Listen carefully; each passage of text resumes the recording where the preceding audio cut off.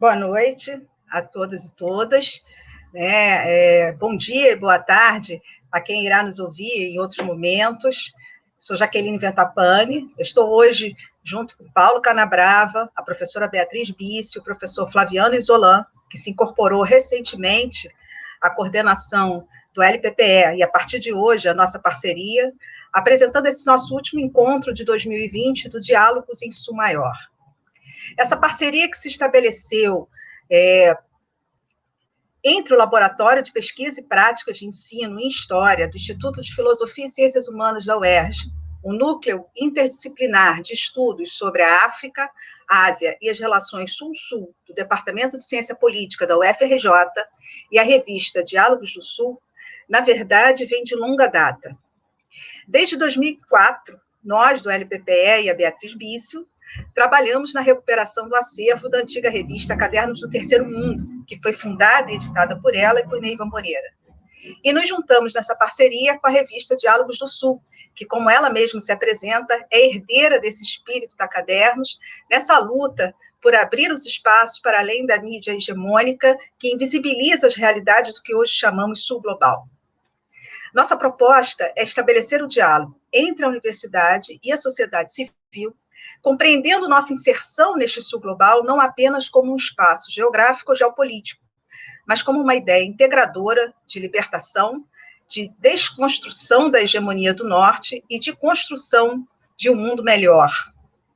Este é um diálogo cada vez mais necessário, ainda mais diante de um quadro de incertezas e transformações que ocorreram não apenas neste ano, de uma pandemia que já matou quase 2 milhões de seres humanos no mundo, mais de 182 mil somente no Brasil. Sem dúvida, essa crise, que não é somente sanitária, trouxe de maneira muito clara, e diria até cruel, as marcas de uma desigualdade mundial em todos os setores e a necessidade urgente de sua superação.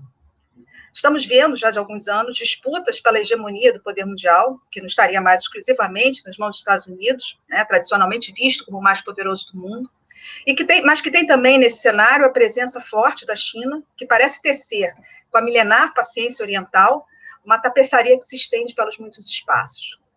Estamos vendo também os processos políticos recentes na América Latina, que em certos momentos nos levaram ao temor daqueles anos terríveis de ditaduras que ocuparam o continente. Ainda que tenham ocorrido de diferentes formas, dos modelos dos golpes mais tradicionais, como o exemplo boliviano, até aqueles dos mecanismos mais discretos, como o uso do lawfare do Brasil e do Paraguai, também trouxeram a violência, mortes e ainda mais desigualdade. O Brasil, esse espaço que ocupamos, é também atingido de maneira direta por interesses geopolíticos e econômicos, que levaram a um modelo político ainda mais excludente, agressivo, destrutivo, como se absorvesse toda a virulência de um capitalismo que diz não ter mais espaço para condescendências, para a preocupação com o meio ambiente, com o aumento da pobreza, da injustiça, especialmente dos mais vulneráveis, do racismo, os ataques aos direitos das mulheres, dos indígenas, a LGBTfobia e tantas outras violências cotidianas.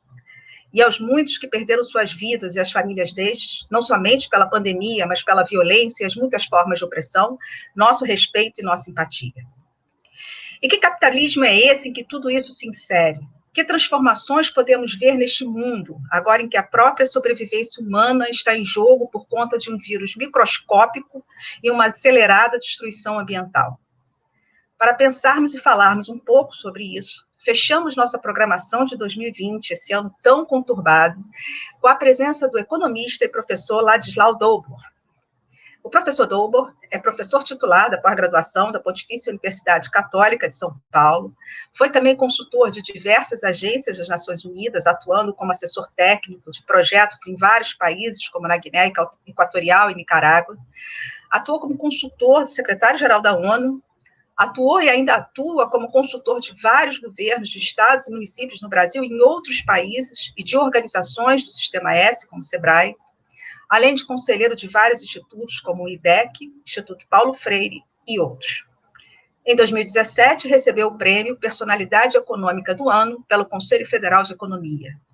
É autor e coautor de cerca de 40 livros, como, por exemplo, a obra A Era do Capital Improdutivo, Nova Arquitetura do Poder, Dominação Financeira, Sequestro da Democracia e Destruição do Planeta.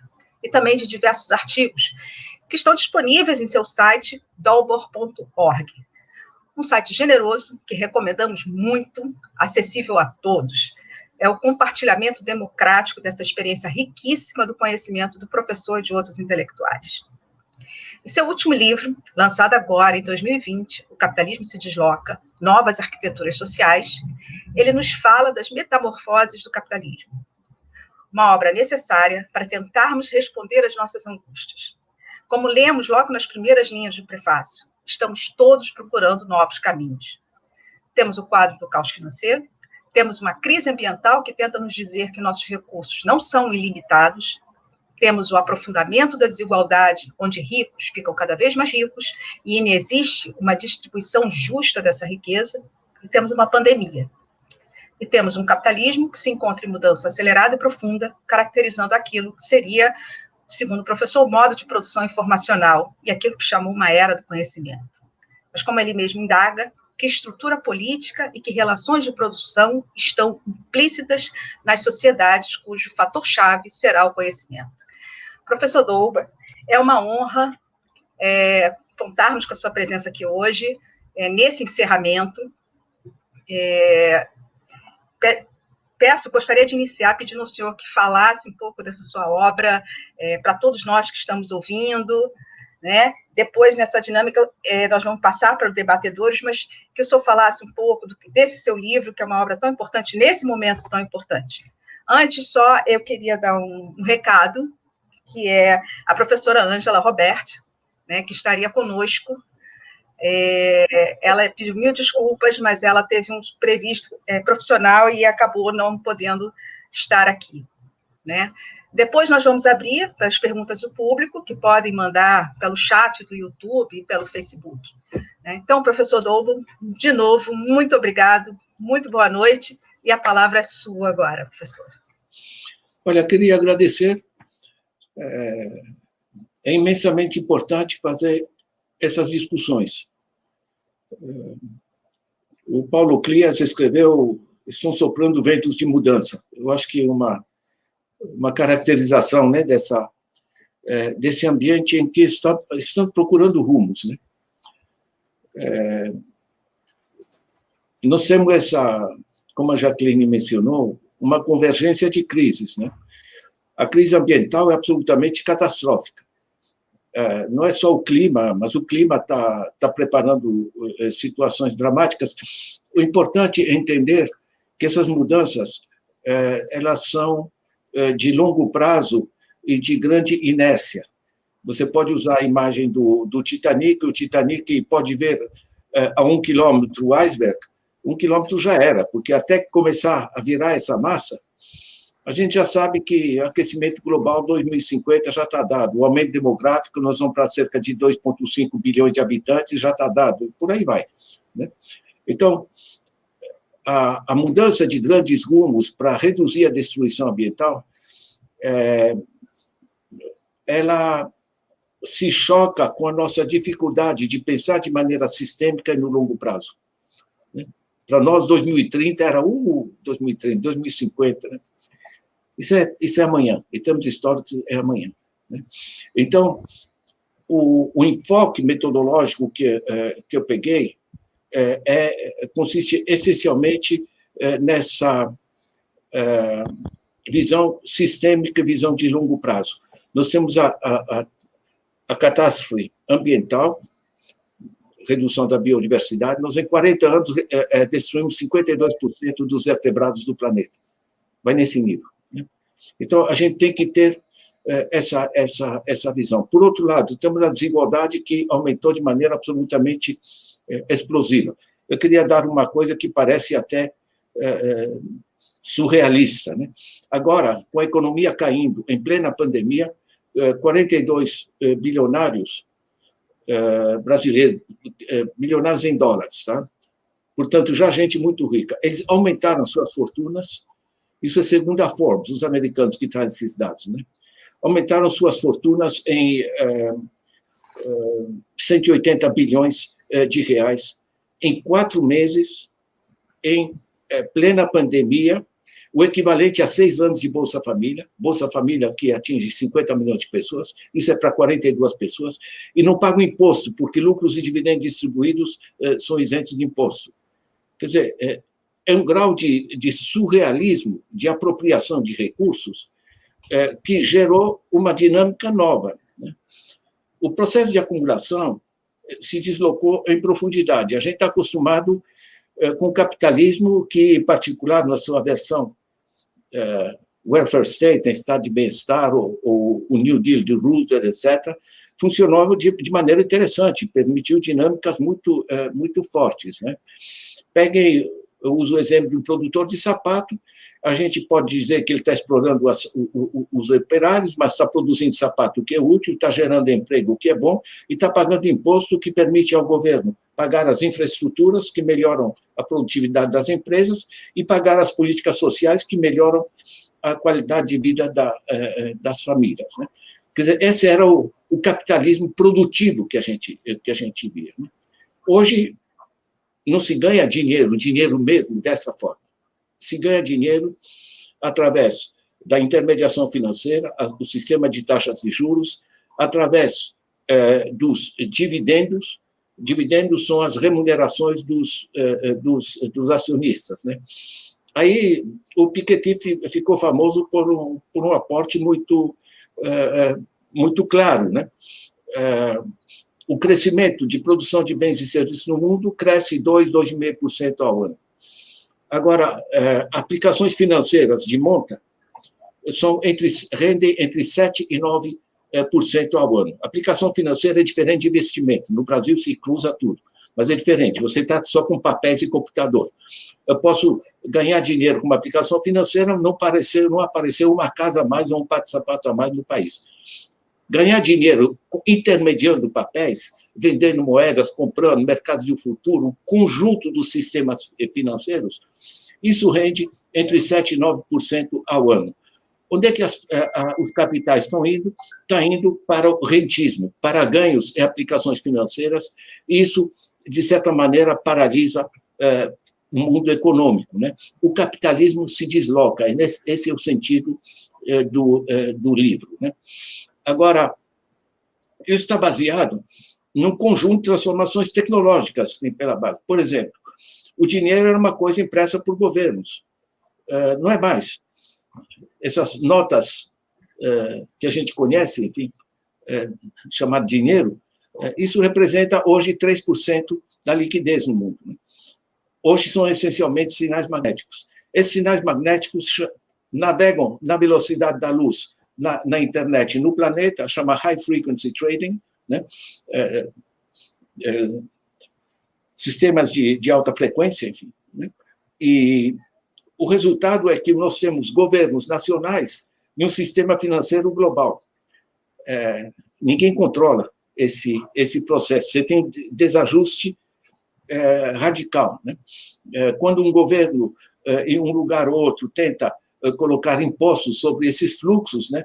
Você derruba o ministro, derruba o governo, conforme as situações, mas o sistema, evidentemente, se mantém. É um sistema global extremamente poderoso. Quando você desloca o principal mecanismo de acumulação de capital, você mudou alguma coisa. O sistema mudou, porque tudo o que a gente estudou sobre a acumulação do capital passava por aquele esquema, né, que o Marx tanto desenvolveu e aperfeiçoou, né, em que você tinha a transformação do capital dinheiro em capital produto, né, e a coisa girava, né? Você não passa mais pelo pessoal, pela área produto propriamente. Por isso, praticamente está parada a economia no mundo, em particular no Brasil. No Brasil, nós estamos hoje, em 2020, com ou sem pandemia, nós estamos no mesmo nível econômico que 2012. Nós estamos paralisados desde que se rompeu aquela fase distributiva, porque a fase distributiva ela põe dinheiro na mão da base da sociedade, isso gera mercado, né? Eu gosto de mencionar uma entrevista que eu li no Estado de São Paulo, um empresário dizendo realmente está mais barato eu contratar, mas para que eu vou contratar se eu não tenho para quem vender? A produção é uma coisa simples. Na China, na Coreia, no Canadá, nos Estados Unidos, é a mesma coisa. Certo? Você tem que ter, para a empresa para funcionar, a empresa produtiva, tá? Não os especuladores. Tá? Mas para a empresa funcionar, ela precisa ter gente com dinheiro para ter para quem vender e tem que ter juros baratos, crédito barato para financiar a produção. É isso que funciona. Certo? E quando isso funciona, tem mais gente consumindo, gera mais receita para o Estado. E quando você tem mais gente produzindo, você tem mais emprego, isso gera receita sobre o processo produtivo, receita para o Estado. E o Estado consegue financiar as infraestruturas e as políticas sociais e a roda gira. Esse sistema parou, porque a forma de acumulação de capital se desloca. Quando o Joseph Safra, que tem, em março de 2018, uma fortuna pessoa física, isso são dados da Forbes, tá? De 75 bilhões. Essa mesma fortuna, em março de 2019, passou para 95 bilhões.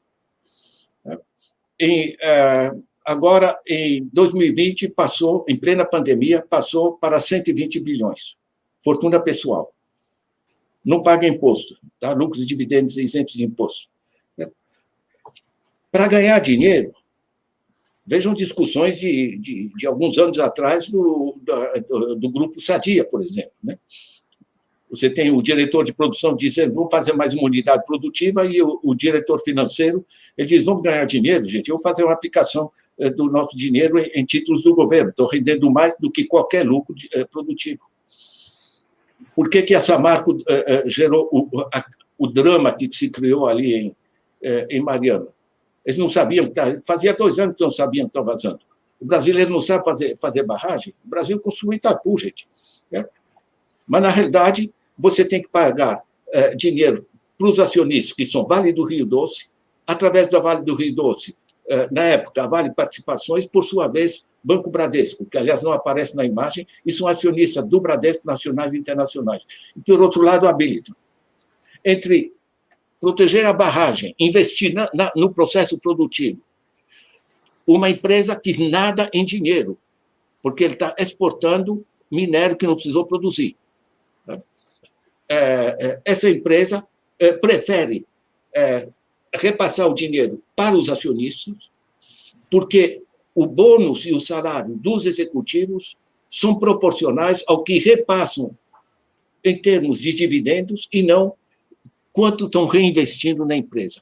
Esse é o drama da Volkswagen, é o drama da British Petroleum, o drama da GSK, de qualquer uma das grandes corporações que estão na ilegalidade até aqui. Peguem o Deutsche Bank, peguem os outros. Então, o processo que está sendo estudado mundialmente, chamado de financiarização, permite, nesse dinheiro imaterial, a extração que chamamos de mais-valia financeira, o pessoal pega do Marx o capital fictício, pouco importa. O fato é que é dinheiro que você está transformando em patrimônio, e Harvey tem razão, né? Que o Piketty devia escrever no Capital do século XXI e sim o patrimônio do século XXI, certo? Porque capital é o processo de acumulação de capital. Você está extraindo recursos financeiros do processo de reprodução de capital, do equilíbrio entre investimentos sociais, investimentos produtivos, etc., e de todos os investimentos que a gente precisa para parar o desastre ambiental, certo? Mudar a matriz energética, mudar a matriz de transporte e coisa do gênero. Nós sabemos o que deve ser feito. Está aí nos Objetivos do Desenvolvimento Sustentável. Certo? Em Paris se conseguiu o Acordo Mundial. Vocês têm uma ideia. Esse Acordo Mundial em Paris, né, eles, com coragem, com participação de chefes de Estado do mundo todo, eles conseguiram a decisão que vão levantar 100 bilhões de dólares anuais para enfrentar o drama ambiental. 100 bilhões. Em paraísos fiscais, a cifra básica usada pelo Economist, em paraísos fiscais, são 20 trilhões. 20 trilhões é 200 vezes aquilo que se decidiu. Ou seja, o sistema se deformou, e se deformou em profundidade. Nosso problema não é um problema econômico no sentido de recursos. Pegue o PIB mundial, 85 trilhões. Você divide o PIB mundial pela população, 7,8 bilhões. Sabe o que dá? Dá equivalente a R$18.000 por mês por família de 4 pessoas. É aritmética, qualquer um pode fazer a conta em casa. R$18.000 por mês por família de 4 pessoas, sabe o que é? Com uma pequena redução da desigualdade, dá para todo mundo viver de maneira digna e confortável. Se eu faço essa conta para o Brasil, 212 milhões de habitantes, um PIB em 2019 de 7,3 trilhões, dá R$11.000 por mês por família de 4 pessoas. Eu posso ajustar, em vez de dividir o PIB, dividir pela renda líquida nacional, coisa do gênero, tudo bem. De toda maneira, ordem de grandeza, você está acima de R$10.000 por mês por família de 4 pessoas. Nosso problema não é econômico. Nosso problema é de organização política e social. Nós estamos destruindo o planeta, destruindo as pessoas. Né? Estamos remunerando gente que é, em termos éticos, um escândalo. Estamos remunerando de maneira nababesca gente improdutiva. Né? E estamos reduzindo a miséria gente que não é responsável pelo sistema que foi criado. O sistema foi criado pelo andar de cima. Né? Os pobres não são responsáveis pela sua pobreza. Esse sistema não funciona em termos éticos, nem por quem ganha, nem porque deixa de ganhar. Né? Não funciona em termos sociais e políticos, porque a partir de um certo grau de desigualdade, nenhuma política funciona. É só olhar a zona que está sendo criada, né? O Brexit, o Erdogan, o Orbán, o Kaczynski na Polônia, o Bolsonaro, o Trump, etc. O pessoal que está ferrado lá embaixo volta para quem manifesta mais ódio e mais raiva. Não são necessariamente burros, nem coisa, não é só fake news. Claro que se usa tudo isso. Basicamente, esse sistema se tornou disfuncional.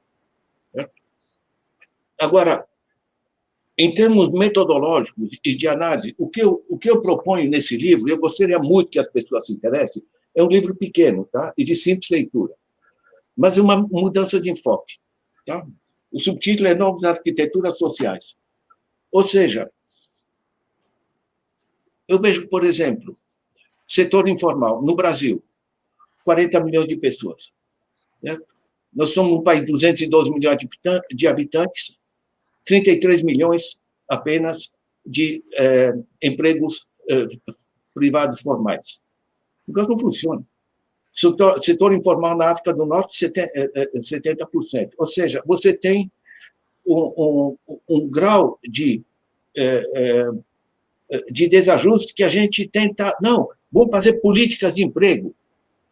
Mas que política de emprego? O sentido estrutural, a dinâmica estrutural, está gerando, aprofundando o desemprego. Há anos, as Nações Unidas, né, trabalham com o conceito de jobless growth.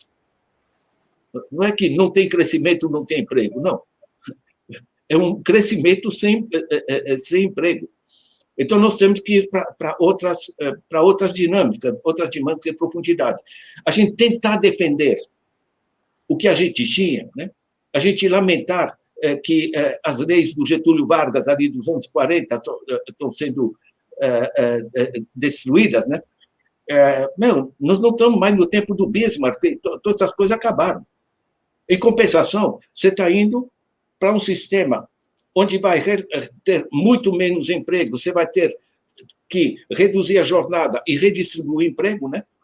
Trabalhar menos para trabalhar em todos, é a fórmula, né, que se criou.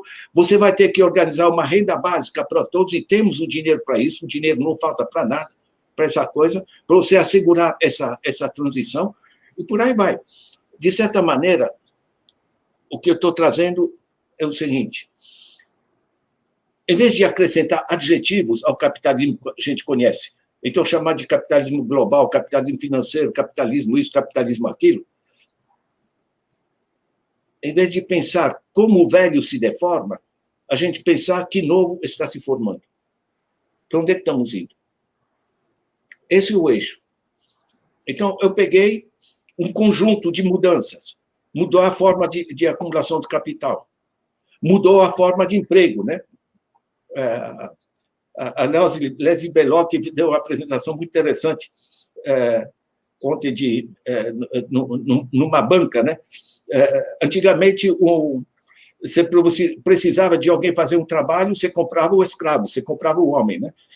Depois você passou a comprar 8 horas por dia, você aluga o homem, né? Certo? Agora você apenas compra a tarefa, né? Certo? Agora, a gente falava em socialização dos meios de produção, a solução central no marxismo, certo? Mas socialização de meios de produção, o cara do Uber tem que comprar o próprio meio de produção, o próprio carro, né? O cara do iFood tem que comprar a própria moto, enfim. O sistema está mudando. Quando o sistema de acumulação se desloca, quando o sistema de emprego se desloca, quando o sistema de poder se desloca, porque é um sistema de poder individualizado, nós acabamos de lançar esse outro livro, A Sociedade Vigiada, né? Que é uma grande discussão mundial, enfim, está se individualizando. E por aí vai. Ou seja, resumindo isso aqui, tá? Para fechar essa parte de apresentação, né?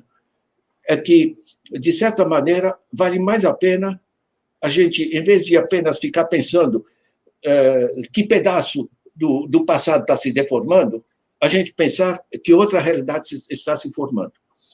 Em termos teóricos básicos, é o seguinte: eu dou a mesma importância à revolução digital que foi dada à revolução industrial quando saímos da era agrária. Certo? Era agrária, feudalismo, etc., cercos, etc., todo o sistema, aristocracia, né? Você tem infraestrutura, superestrutura, né? O sistema industrial criou uma infraestrutura, o burguês, o capitalista, todas essas coisas, a produção, as máquinas, né? Daí Marx, socialização dos meios de produção, etc. A revolução digital nos leva a um redimensionamento, uma reorganização social tão profunda como foi a revolução industrial no seu tempo. Eu peguei 17 eixos de transformação, para a edição inglesa, está saindo agora por Cambridge Scholars, eu acrescentei umas coisinhas técnicas, né? Mas, basicamente, esse é o eixo. Nós temos que entender para onde é que esse negócio está indo. E eu fiz um artigo que vale a pena as pessoas acompanharem, porque pega um bocado dessa coisa, que é a economia desgovernada.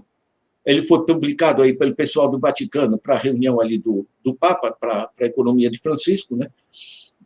Está saindo em inglês também.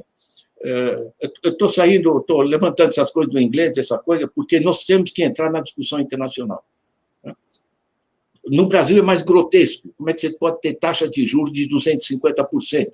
Eu falo isso nas reuniões internacionais, o pessoal não acredita. Eu sou obrigado a mandar as coisas dos bancos, mandar as coisas ali da NEFAC, tem que mostrar para eles, olha, está aqui, está vendo? É o documento original, está aqui, ó, taxa de juros, cartão de crédito, 250,98%. No Canadá é 11%, tá? Ao ano. E por aí vai. Né? É um deslocamento metodológico. Tá? Esse livro eu considero um ensaio, Jacqueline, quer dizer, uma proposta de deslocar a mirada, e eu acho que isso ajuda. Porque hoje eu vejo menos solução na garantia de emprego para todos, porque o negócio está se desandando, mas pelo menos assegurar a renda básica para todo mundo, porque estou numa transição que fragiliza a grande parte da humanidade. E temos dinheiro. Né? E tem mais. Por exemplo, a gente tem que começar a controlar o sistema financeiro, porque o sistema financeiro que fomentava atividades produtivas, ele era complementar do processo de reprodução do capital. Né? Hoje, o sistema financeiro se tornou extrativo. Né? A Marjorie Kelly, Ted Howard e outros chamam de extractive capitalism, né? Capitalismo extrativo. Então, controlar o sistema financeiro, como faz a China, por exemplo, é absolutamente essencial. A China controla o sistema financeiro e temos mais coisas, né? Temos a descentralização dos sistemas. Eu rodei o mundo, né? Trabalhei em muitos países, 7 anos da África, trabalhei, enfim, realmente em muitos países, né? Países ricos e pobres. Onde funciona, os sistemas são muito descentralizados. Na Suécia, 70% dos recursos recolhidos pelo imposto, e lá a carga tributária é muito mais pesada do que a nossa, 72% vai direto para os municípios. Servir educação, saúde, enfim, cultura, etc, etc. Você tem uma reapropriação dos recursos pela base da sociedade. Se vocês pegam o livro do Kroiber sobre a China, é recente, um excelente livro, está no meu blog em Dicas de Leitura, fiz a resenha. Ele diz que a China é mais descentralizada que a Suécia. Deixa eu dar só um exemplo para fechar com isso, dessas novas formas. Né? Você sabe que a China está com o drama da poluição pelo carvão. A base energética da China é o carvão. É uma tragédia em termos climáticos e insustentável. Então, decidiram investir pesadamente na energia solar, entre outros. Eles não fizeram um ministério de energia solar, como fazia a União Soviética, na época, um ministério para cada coisa. Enfim. Não fizeram uma grande indústria de painéis solares, mas fizeram, sim, uma grande empresa estatal de produção de máquinas e equipamentos para a produção de painéis solares. Em qualquer cidadezinha da China, um cara pode ir no banco, pega um empréstimo a juros baixos, porque elas são controladas, o dinheiro não é dos bancos. Como assim eles podem cobrar o que querem? E esse dinheiro, ele vai montar uma fábrica e vai vender, vai procurar clientes, vai se ferrar se não administrar bem, vai fechar a empresa num sistema privado. Certo? Então, você tem uma articulação inteligente e inovadora, utilizando o Estado como motor de arranque, não como substituto dos processos. Eu estou dando esses exemplos porque o que nós temos pela frente vai desde da dimensão ética que traz o Papa, uma outra economia, realmar a economia, etc., vai até os xingamentos do Joseph Stiglitz contra o sistema neoliberal, vem a gozação do Zygmunt Bauman, né, que ele diz o banqueiro detesta o bom pagador. Ele chama isso de capitalismo parasitário, que é bem isso, né? Porque a gente não produz e extrai, né? São parasitas que vivem nesse sistema. Né? Então, na realidade, a gente tem esse conjunto de transformações. Eu queria muito convidar vocês a ler este livro. Nós temos, a meu ver, que deslocar o ponto de vista, a forma, o enfoque metodológico de como a gente está analisando as transformações. Professor, excelente. Quero dizer que eu li o seu livro e principalmente, assim, de uma leitura fácil e realmente agradável. Eu queria só dizer também que nós estamos transmitindo pelo canal da revista Diálogos do Sul, pelo YouTube, mas também pelas nossas páginas no Facebook do LPPE, do NIEAS, da página do acervo da revista Caderno do Terceiro Mundo, pela página do Diálogos do Sul e pelo Opera Mundi. Então, nós estamos com uma transmissão assim ampla, que eu acho que entra bem nessa perspectiva de democratizar, né, todo esse conhecimento. Eu vou fazer a rodada, eu vou passar agora para o Paulo Canabrava, né, que é diretor, fundador, editor, diretor da revista Diálogos do Sul. Ele vai começar a falar, vai iniciar esse debate, e vou passar depois para cada um. Tá bom, Poxa Paulo? vida, Agora é com você. É muito... Depois de ouvir essa aula, né, a gente fica até meio constrangido, mas é muito bom estar aqui com vocês, né, cumprimentar o Fabiano, cumprimentar a Beatriz Bício, a Jaqueline, e esse professor que, né, brilha pela simplicidade como ele explica as coisas. Né? Ele fala das coisas mais complicadas da maneira que todo mundo entende. Agradecer a presença dele mais uma vez aqui com a gente. Né? E isso tudo aí me provoca reflexões, né, dentro dessa tríplice crise que nós estamos vivendo. Né? Eu lembro o Rui Mauro Marini, creio que foi o o primeiro que falou de um estamento de intermediação como fonte geradora de capital, como das principais fontes geradoras de capital, né? A intermediação de tudo, né?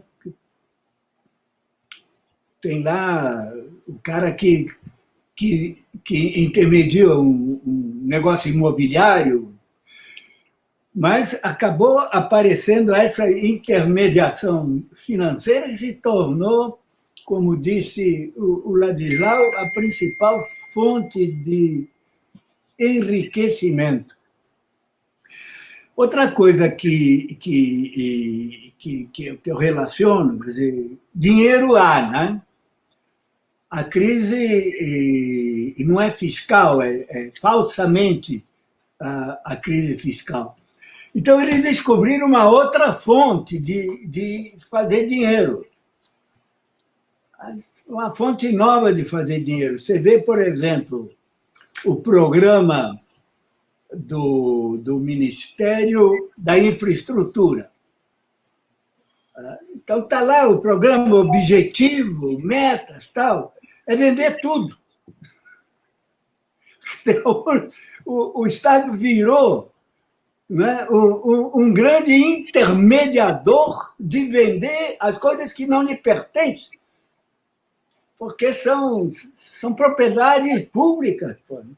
Mas, olha, qualquer um dos ministérios está lá, a missão é se desfazer das coisas.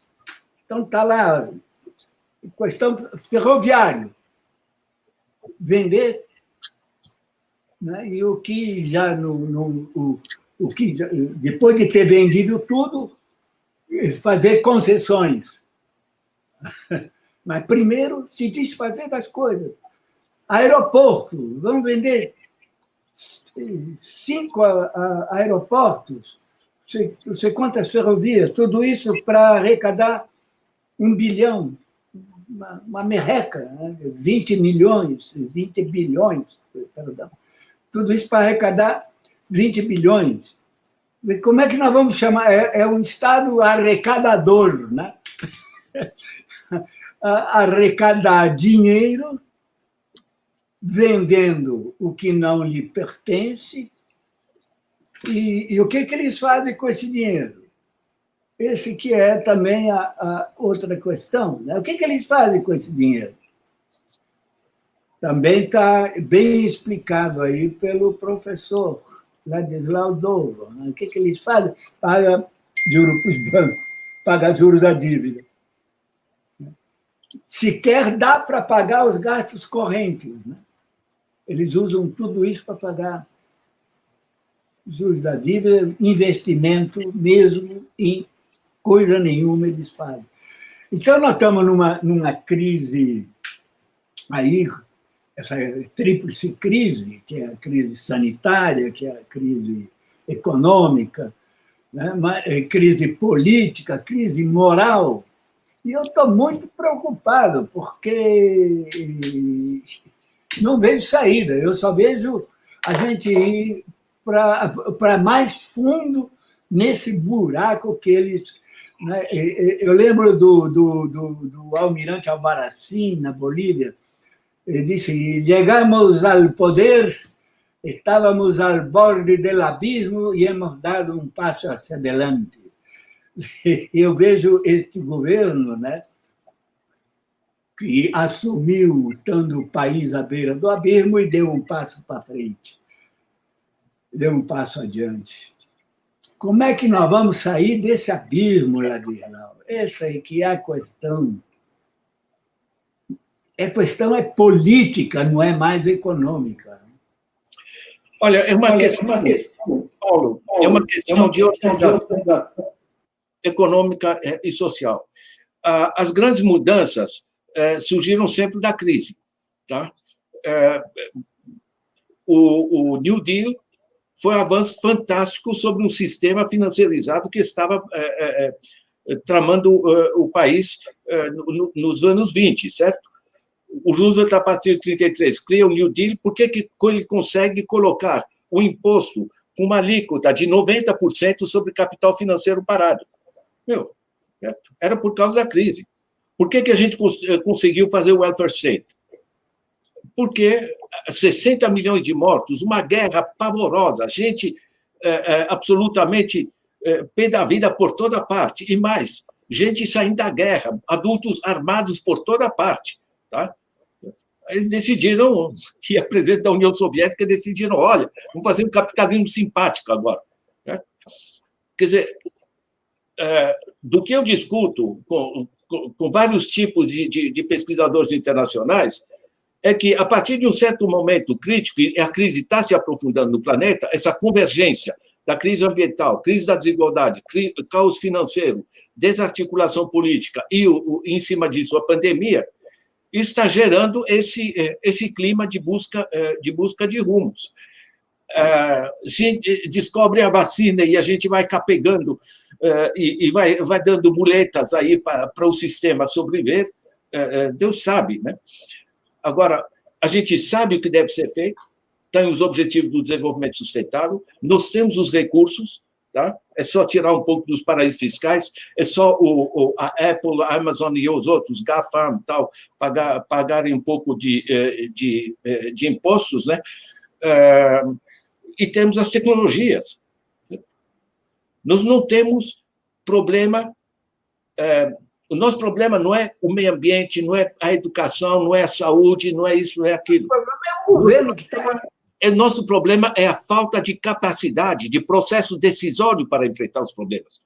Estou entendendo? Eu estou trazendo um passo para trás, o desafio.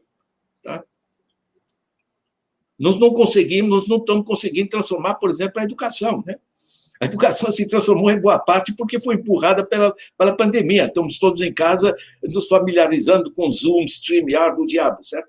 Agora, o problema é esse. O processo decisório não funciona. Né? Como é que você tem gente com a formação? Alemães, na Volkswagen, fazem um sistema de falsificação das informações sobre os seus próprios carros. Certo? Decisão de gente que é cheia de dinheiro, de diploma e de conhecimento. Eles não sabem que morrem 6 milhões de pessoas por ano por causa das partículas das emissões de veículos? Eles estão cansados de saber, e eles têm advogados, tem todo um departamento jurídico que estuda, vai dar, não vai dar, certo? A Wells Fargo, um gigantesco bancário, né? Meteu para mais de 3 milhões de americanos contas paralelas falsas, sem consultar os clientes, drenando o dinheiro, é nesse nível. A chamada corporate governance. Né? A meu ver, conforme vai se aprofundando, Paulo, a crise, a convergência de crise, vão se multiplicando posicionamentos. Por que aparece o Papa, se juntam em torno dele Joseph Stiglitz, Jeffrey Sachs, Vandana Shiva, Mohamed Yunus, enfim, gente, prêmio Nobel de primeira linha. Ou seja, é muito interessante que o Papa recebeu agora uma comitiva de empresários pela sustentabilidade, né? Então, se ajeitando um assento, digamos assim, né? Estão querendo um pouco... Bom, os Stiglitz reagem. Eu organizei no documento, vocês podem pegar no documento a economia desgovernada, apresentei a tomada de posição das grandes corporações americanas e dos grandes bancos. Tá? No original, em inglês, ali, uma página para cada um, as cartas de princípio. Por que grandes corporações no mundo estão assinando cartas desse tipo? Né? Porque estão sentindo calor. Agora, nós não podemos continuar a prazo sem nenhuma autoridade econômica global, gente. Numa economia globalizada. Aqui é uma zona. Você tem um desajuste entre o espaço político decisório e o espaço da economia real. Você não vai fechar o mercado de futuros. Né? O mercado de futuros ele movimenta ao dia volumes fenomenais. Né? O mercado de futuro representa mais de 600 trilhões de dólares para um PIB mundial de 85. como dizia Bob Dylan, cantava Bob Dylan, for the times they are changing. São mudanças estruturais. Eu fico muito feliz dessa discussão. Se a gente puder fazer parcerias aí nessa discussão de trabalhar os megatrends, né, as macrotendências, né, de transformação estrutural, eu fico muito feliz. Ainda mais que com Paulo Canabrava a gente está discutindo essas coisas, acho que já fazem umas 4 décadas, Paulo.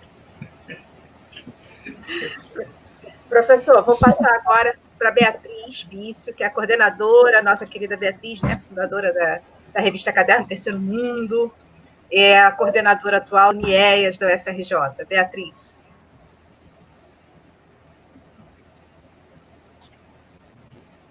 Obrigada, Jaqueline. Em primeiro lugar, minha alegria de estar aqui nessa parceria que tem se mostrado tão importante, tão frutífera, e maior ainda a alegria de receber aqui o querido professor Ladislau, que tem desenvolvido um trabalho extraordinário, importantíssimo nesse momento de esclarecimento de tantas questões que nos desafiam, né? Como seres humanos, como humanidade a essa altura, né? Como humanidade. Professor, eu queria que pudesse explorar um tema que você passou assim rapidamente, mas que me parece extremamente importante. Em função dessa debacle, digamos assim, que você nos retrata, que nós sentimos na pele, aliás, diariamente, dessa deterioração tão significativa na vida do 99% dos seres humanos, né? E esse enriquecimento que não temos nem qualificativos para dizer de uma elite perversa, né? Que é absolutamente insensível, e que, na verdade, quem sabe, em última instância, também está apostando na sua própria destruição, né? Porque se destruímos o nosso lar, também eles pagarão as consequências. Mas você comentou, e eu acho que isso é extremamente importante e não pode passar despercebido, que essa deterioração de tudo o que significa a vida, né, em suas dimensões mais diversas, tem levado a uma forma de reagir das massas, digamos, do eleitor, se você quiser, concretamente, na hora de ter que depositar seu voto, pelo menos nas democracias burguesas que nós temos, que nos regemos por esse tipo de democracia cada vez mais oca, aliás, né? E tem levado a uma aposta naqueles que se apresentam mais claramente, às vezes somente como uma tática, mas, enfim, como antissistema, né? Como a resposta a isso que está aí. Uma resposta que depois a gente vê se traduz na prática numa deterioração ainda maior das condições de vida dos próprios eleitores que confiaram a eles. Ou seja, resumidamente, ao mesmo tempo que nós estamos destruindo o planeta e que estamos destruindo a vida da maior parte das pessoas, no Ocidente, que tanto se vangloriou de ser o berço, o exemplo mais explícito e mais perfeito das democracias, nós estamos também destruindo o sistema democrático, porque já não tem mais valor para a maior parte da população que vota naqueles que, na verdade, estão mostrando um viés autoritário e trazendo à tona, quem sabe, a pior faceta, a pior parte da humanidade. Eu queria que você nos esclarecesse, se eu não estou equivocada, então, na questão de que é um processo que é simultâneo e concomitante e um em consequência do outro, né? Ou seja, o deterioro dessas regras do jogo que, enquanto havia um sistema de bem-estar, né, depois da Segunda Guerra Mundial e tal, foi tido como a referência máxima da possibilidade de desenvolver o convívio humano nesse contexto. Hoje em dia isso está explodido, né, na maior parte do mundo. Essa seria uma primeira questão que eu gostaria muito que você pudesse, enfim, comentar, como você vê esse aspecto. E uma segunda questão, para não dar somente um tom negativo a nossa conversa, eu tenho ouvido de você e tenho lido, né, de formas que surgem debaixo da própria sociedade em resposta aos desafios. E uma dessas iniciativas que me parece que vale muito a pena uma reflexão e que eu considero, então, que seria a segunda das minhas perguntas, se você pudesse falar sobre ela, é a iniciativa dos bancos comunitários, ou seja, como fugir do sistema financeiro, esse que está acabando, né, com as nossas sociedades, com esse afã de um lucro em cima da especulação financeira, e a resposta, então, debaixo de bancos que a comunidade organiza para fugir das regras perversas do sistema financeiro. Obrigada. Olha, deixa eu comentar dois elementos. Eu não sei se funciona isso aqui, eu só queria compartilhar uma tela. Pode. O senhor tem aqui embaixo um comando, share screen, o senhor pode compartilhar a tela. Estão vendo isso aqui? Não estão vendo? Não. Ainda não, mas às vezes demora uns instantes. O senhor quer passar para... Demora um pouquinho, vamos aguardar um instantinho. É um gráfico. Então, o senhor quer mandar pelo WhatsApp para a Vanessa? Já abriu, já está né? abrindo. Isso, abriu. Bom, está vendo? Estamos nos Estados Unidos, tá? Entre 1990 e 2019. Tá? Toda a parte escura é a riqueza, como aumenta a riqueza dos 10% mais ricos. Ok? Essa é a evolução dos Estados Unidos, portanto, nos últimos 30 anos, tá? 2090 a 2019, 1990 a 2019. Em azul, mais claro, tá? Os entre 50 e 90, tá? O azul escuro é os 10% mais ricos, depois os 40% seguintes, entre 50 e os 90, ok? Vocês estão vendo onde está os 50% da população remanescente? Dá para vocês verem, distinguirem uma linha marronzinha colada aqui na base? Não, professor, está um pouco... Está um pouco longe. Está um pouquinho... Tá um pouquinho... Se quiser passar para a Vanessa, ou então dá um zoom. Pode então apertar o F5. Ou então, se aperta F5. Passar, a Vanessa faz essa reprodução. Não precisa. Você sabe por que vocês não viram a linha? Porque era tão fininha que... Porque eu estou vendo o original. É absolutamente desaparecida. 50% da população está ferrada. E sabe o que é? Entre eles, tem um monte de jovens que fizeram universidade, fizeram estudos, que sabem que existe o dinheiro, que sabem que há bilionários, que sabem que há paraíso fiscal, e estão pé da vida, estão votando em qualquer um que manifesta raiva, que eles possam comunicar, sentir-se identificados com esse ódio que eles têm do sistema. É só ver o discurso do Trump, só ver o discurso do Erdogan na Turquia, do Duterte nas Filipinas, do Orbán na Hungria, do Kaczynski, por aí vai, gente. E aqui mais perto de casa também. Mais perto de casa, nem falar, né? Nem falar. Estou entendendo o processo? Ou seja, essa discussão eu tive, Beatriz, alguns meses atrás, com gente que estava Harvard, estava Oxford, estava London School of Economics, enfim, um grupo que a gente se reúne periodicamente, 28 pessoas, se reúne entre pessoas, né? E sem discurso, sem palestras, trocas de opiniões, certo? Está nessa linha, certo? É um sistema que a gente achava que nós, classe média, estamos mais ou menos aí, tal, tem muito ricos, mas nós, classe média, estamos sobrevivendo, certo? E o andar de baixo, ninguém resolveu. A China resolveu, tá? A Suécia, os países nórdicos, razoavelmente, a Alemanha, razoavelmente, tá? Mas, no geral, não se resolveu. Nos Estados Unidos, então, você sabe o que é? A pessoa, uma coisa é a pessoa estar ferrada, outra coisa é ver que o filho dele está ferrado. Isso gera um tamanho de um ódio, entende?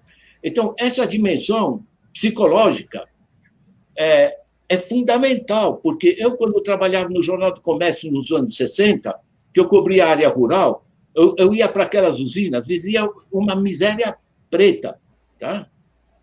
Mas eu falava com as pessoas, sabe, aqueles campônios, sim, senhor, tá? Que ele achava que o mundo é isso. Hoje, se ninguém mais está dizendo sim, senhor.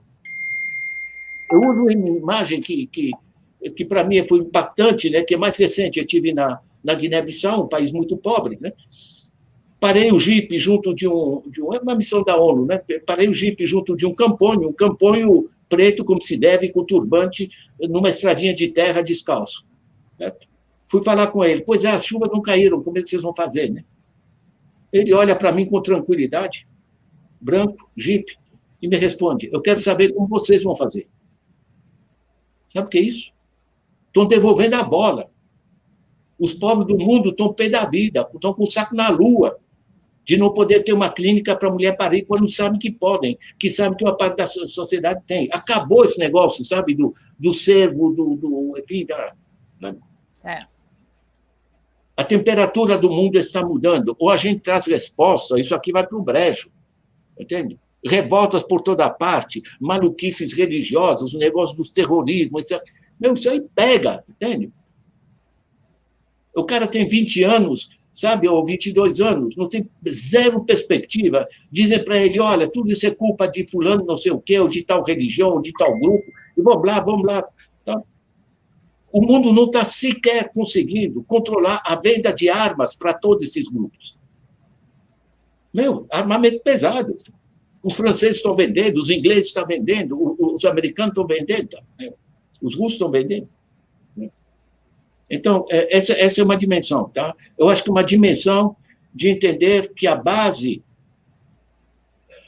de como as pessoas se posicionam frente à desigualdade não é só a pobreza, frente à desigualdade. Quem é que diz que eu tenho que estar aqui embaixo? Isso está se deslocando. Certo? Isso muda a base política da própria economia, evidentemente. Né? O segundo ponto, eu fico muito feliz de você ter mencionado, porque eu trabalho muito com isso. Eu tive, hoje de manhã, uma live muito participada, organizada pelo SESC, né?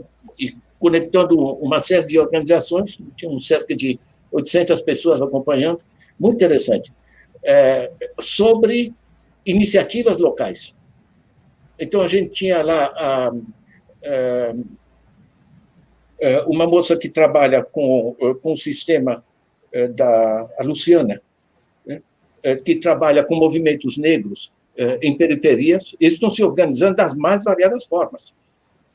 Tem acesso à internet, essas coisas, começam a fazer coisas. Tivemos com a Natália, que nos apresentou a experiência de Maricá, extremamente interessante. Não é secundário, tá? O Banco Comunitário está mobilizando 80 milhões ao mês. E sabe o que é? Financia pequena atividade, financia o Cinturão Verde, hortifruti granjeiro, financia a construção de casas, porque as pessoas com isso economizam, porque se torna, não é uma empreiteira que vai fazer uma mega obra que custa os tufos, né, e com os custos dos bancos, coisa do gênero. Você assessora esses bancos, Laislau? Como é? Você assessora os bancos comunitários? Eu assessoro é um exagero, mas eu trabalho com eles, né? Tanto o Banco Palma de coisa, eu tenho reuniões periódicas com o consórcio dos 118 bancos comunitários de desenvolvimento no Brasil. Tá? Isso permitiu, gera tanta economia pela dinamização das atividades locais que permitiu a eles, lá em Maricá, você ter uma renda básica para toda a população. Entende? O negócio está funcionando, mas só olhar, por exemplo, o Conjunto de Palmeiras no Ceará e tantos outros. Né? Na realidade, vai muito mais longe, Beatriz. Né? Vai no seguinte, quando você pega a Suécia, tá? Esse negócio que 72% dos recursos públicos são repassados quase que diretamente para os municípios, você tem uma base com recursos para cuidar do seu próprio espaço, numa visão não só de banco, mas de desenvolvimento local integrado, de articulação de saúde, de assegurar que os rios que estejam limpos, enfim, é o conjunto do processo. Né? Isso funciona na Alemanha, né? O alemão não coloca dinheiro em banco, coloca em Sparkassen, caixa de poupanças locais. E você tem uma grande transferência também de recursos federais diretamente para os municípios. Resultado, o município tem dinheiro federal e tem dinheiro das próprias poupanças, não são bancos que extraem, não, são caixas econômicas, o dinheiro fica lá, é certo? Você tem uma reapropriação do dinheiro pela base da sociedade, então você tem a democracia política e a democracia econômica se juntam, certo? Porque as coisas se aproximam, tá? Eu estou retomando essas coisas porque é vital entender que, por exemplo, a China tem o sistema mais descentralizado do que a Suécia. Tá? A China tem esse governo, né, politicamente forte, mas ele dá linhas, e quem gere, quem financia, quem se organiza é cada cidade e cada comunidade. Inclusive os bancos regionais. E os bancos, claro, os bancos. A China tem um sistema, tem 3 tipos de BNDES, né? Um para a indústria, comércio e indústria, outro para a agricultura e outro para as grandes infraestruturas. Né? Ele tem, ao lado do Banco Central, do Bank of China, você tem um órgão regulador do funcionamento dos bancos. Você não pode sair por aí cobrar 250% de juros e coisa do gênero, você vai em cana, certo? Mas os sistemas são pequenos bancos locais e privados, né? E eles colocam uma agência pública de banco, porque não vai dar para um banco privado jogar juro lá para cima se as pessoas têm a alternativa do banco público, né? São articulações inteligentes. Agora, o essencial é o seguinte: olha, eu rodei, tá? Onde funciona no mundo, e pode ser China, Coreia, Canadá, enfim, os mais variados, Vietnã, certo? Você tem uma fortíssima descentralização e apropriação da política pela base da sociedade. Não há Papai Noel em termos políticos e econômicos, que eu, pelo menos, já parei de acreditar. Certo? Você tem que dar instrumentos para o nível local, e tem mais. Na era da internet, isso é perfeitamente viável, porque uma cidadezinha local, mesmo pequena, ela está conectada. Ela não precisa ter um especialista caro vivendo ali naquela cidadezinha. Né? Eles conectam. Certo? Então, o sistema, a organização do sistema está mudando, e onde funciona está mudando através da apropriação pela base. Né? Professor, estava me lembrando muito da aposta de Gandhi na descentralização e na economia nas bases. Não sei se... Sem dúvida. Não é? Que era uma das grandes bandeiras dele, que, lamentavelmente, depois a Índia, enfim... apesar de que tem exemplos importantíssimos na Índia nesse sentido, em Kerala e em outras regiões, né? O Kerala é impressionante. Você tem... É um grande estado, tá? É um monte de gente. A Índia é um gigante, tá? Queria lembrar, a China e a Índia é 40% da população mundial, gente, tá? A bacia econômica está saindo do Atlântico, está mudando para o Pacífico. Veja o último acordo da Pacífico comercial, isso aqui está deslocando radicalmente o processo. Né? Agora, tem um negócio muito legal que eu queria recomendar, que esse estudo aqui, tá? Isso é um relatório de pesquisa. Política Nacional de Apoio ao Desenvolvimento Local. Vocês põem no meu blog, Desenvolvimento Local, vocês estão lá, vocês vão ver essa capa. É um estudo curto, são 89 propostas práticas para o desenvolvimento local, no nível financeiro, organização institucional, organização de sistema de informação, sistema de emprego e renda, etc. Tá? 89 propostas práticas. A gente não tirou do colete, tá? Rodamos, trabalhamos 1 ano e meio, fiz a coordenação científica, participou Paul Singer, Ignatius Sachs, banqueiros, o diabo. Certo? É um trabalho competente, é de 2008, mas continua muito válido. Certo? E é um dos eixos, eu estou aproveitando a tua pergunta, Beatriz, porque é um dos eixos propositivos mais significativos, porque o mundo se urbanizou. E cidade por cidade, você pode organizar as coisas, inclusive com o entorno rural, né? Eu uso o exemplo, sabe, meu pai está enterrado em Imperatriz, né? De vez em quando eu bato lata. Imperatriz, você tem um monte de gente parada e em volta da cidade um monte de terra parada, né? Não é o física quântica, dá para pensar alguma coisa, né? Certo? Com um pouquinho de dinheiro, você faz um cinturão hortifruti granjeiro, você reduz os custos de alimentos, você melhora a alimentação da população, você gera emprego, você gera recursos públicos para a prefeitura e você deixa de gastar.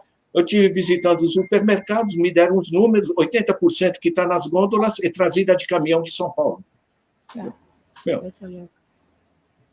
É fundamental o que você levantou. Professor, eu vou passar... eu até me lembrei quando o senhor falou da terra, porque eu vi hoje a notícia de que a China, os Estados Unidos e outros lugares só estão esperando para comprar parte dos municípios brasileiros, né, que parece que vão vender a terra. Vou passar agora...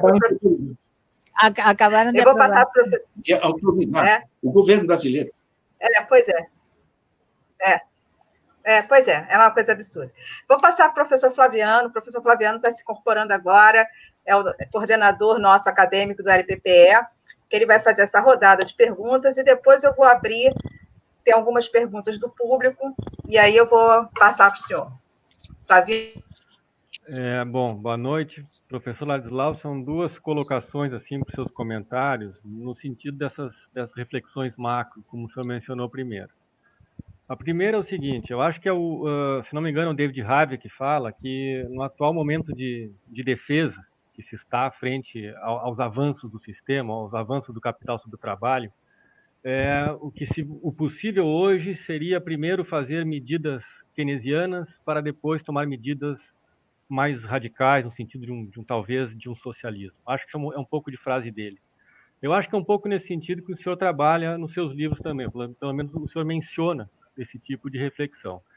A minha pergunta é assim, o atual momento de pandemia e a crise que vem aí para o ano que vem, eu acho que vai ser um aprofundamento, né? E foi mencionado aqui essa questão toda, enfim, das grandes massas do mundo, né? E as suas revoltas. Até que ponto não vai ter que ter até uma certa radicalidade nesse tipo de reflexão? Até que ponto esse, vamos chamar de etapismo, do keynesianismo, até outras medidas contra o sistema, tem que seguir esses passos mais etapistas ou se vai ter, de fato, uma radicalização maior? Essa é a primeira. A segunda, e eu também vou tentar pegar questões estruturais, eu acho que o senhor já mencionou e menciona em seus trabalhos essas medidas, né? Essa agora debatida dos bancos comunitários, a redução de jornada de trabalho, a garantia de renda básica, né? Reformas tributárias como taxação de grandes fortunas e taxação de transações financeiras. A minha pergunta, uma certa dúvida de algum ponto específico, nessa redução da jornada de trabalho, uma coisa que, por exemplo, certas empresas alemãs conseguiram fazer, né? Se reduz a jornada, mas se mantém o salário. Mas é uma redução na jornada, ainda vamos chamar assim, do trabalho vinculado ao capitalismo produtivo. Ainda é relacionada à fábrica ou ao chão da fábrica. Não é, ou não se fala, pelo menos, essa redução no trabalho da era digital, nesse trabalho do computador, nesse trabalho que é a base da atual sociedade de conhecimento, né? Ou seja, como conjugar, né, a redução da jornada de trabalho, que vai afetar o trabalho, vamos chamar de braçal, mas ainda não se menciona nesse trabalho que, de fato, é o grande trabalho da produção agora, né? Da produção do conhecimento ou da produção em volta do sistema, que é essa da era digital. Ou, em outras palavras, né, tentando já puxar a questão mais estrutural. O senhor mencionou o exemplo do New Deal, né, quando o Roosevelt ataca ou avança sobre a questão financeira, né, para solucionar a crise. Na década de 70, né, naquela grande crise de superprodução, onde o capitalismo fordista virou caro, se atacou e se avançou sobre os custos da produção. E de lá para cá, flexibilização e tudo que estamos vivendo. E nesse contexto também, a chamada revolução digital, né, que tem que ser também contabilizada como se fosse, né, ou pelo menos em termos históricos, relacionada com a própria revolução industrial. A pergunta não será que a grande questão estrutural que estamos vivendo hoje é, de fato, essa revolução digital, essa digitalização do trabalho, que exige cada vez mais uma mão de obra especializada, cada vez mais uma mão de obra cada vez mais cara, né, em certo tempo. E, ou seja, como seria o avanço para barrar essa revolução digital? Essa que faz desse sistema o sistema do capital financeiro, o sistema do capital improdutivo, etc. Seriam essas colocações. Olha, basicamente, eu acho que você colocou na primeira pergunta um casamento que eu acho muito correto, de dois níveis de intervenção, né? O keynesianismo, que age sobre a conjuntura, né? E as medidas estruturais. O keynesianismo é muito simples. Você veja, no Brasil, as empresas trabalham a cerca de 70% da capacidade. Por quê? Porque não tem para quem vender, gente. É tão simples assim. Então, na realidade, se você passa mais recursos para a base da sociedade, isso gera demanda. É só ver o que ocorreu entre 2010 e 2013, a década que, no Brasil, o Banco Mundial chamou de Golden Decade, né? A década dourada da economia brasileira. Porque se gerou demanda, aí os caras têm para quem vender. Surgiram atividades aos montes, aumentaram 18 milhões de empregos formais que se criaram nessa década. Isso não é voo de galinha. Certo? Então, na realidade, vocês podem pegar no meu blog uma nota técnica, chama Contas Públicas. É super simples, tá? E não é dado que eu montei. Eu peguei os dados originais que estão no Banco Central e coloquei ali. Tá? Porque nessa área econômica a gente tem que ser extremamente explícito sobre como a gente manejou as cifras, tá? Porque as pessoas desconfiam, e desconfiam com razões. Né? Mas, basicamente, nós tivemos pouquíssimo déficit na fase Lula e Dilma. Né? Isso é muito interessante. Sabe por quê? Porque você tinha mais dinamização da economia pela base, né? Isso gerou mais atividade empresarial, mais consumo da população. O Guedes diz assim, se você passa dinheiro para o banqueiro, vai ter investimento e crescimento.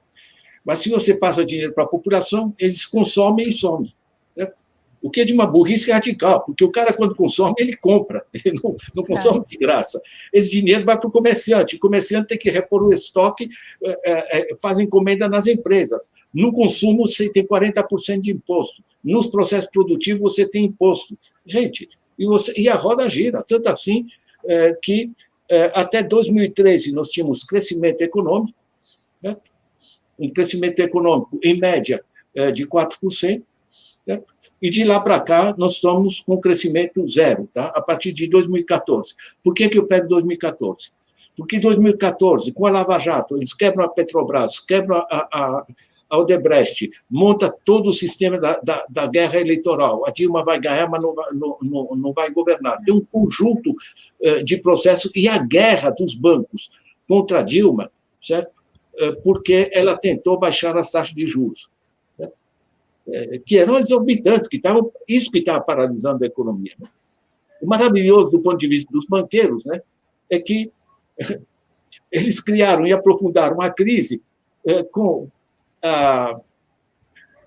a Dilma no poder, mas no governo, mas sem poder. Né? Estava ali na guerra, nesse negócio, e se diz que a Dilma provocou a crise. A Miriam Leitão, eu lembro, disse, não, sejamos claros, a Dilma provocou a crise. Né? Mas que Dilma provocou a crise? Né? Você gerou uma crise financeira. De qualquer maneira, o ponto essencial é o seguinte, o keynesianismo funciona, tá? E aí ele é muito próximo do New Deal do Roosevelt. Você taxa o capital improdutivo. Não. O pessoal vê que está reduzindo o capital dele, né? Ele vai, deixa eu fazer alguma coisa útil com esse dinheiro. Né? E dá para você financiar, por exemplo, as políticas sociais, que o pessoal esquece. Tá? O bem-estar da família, ordem de grandeza. 60% depende de dinheiro do bolso. Pagar o aluguel, a compra, etc. Os outros 40% é o consumo coletivo. Você precisa de segurança, mas você não compra a polícia, você não compra a delegacia, você não compra a escola, você não compra o hospital, por aí vai. Tem que ser políticas de consumo coletivo. Certo? Individual, quando você privatiza, é uma zona.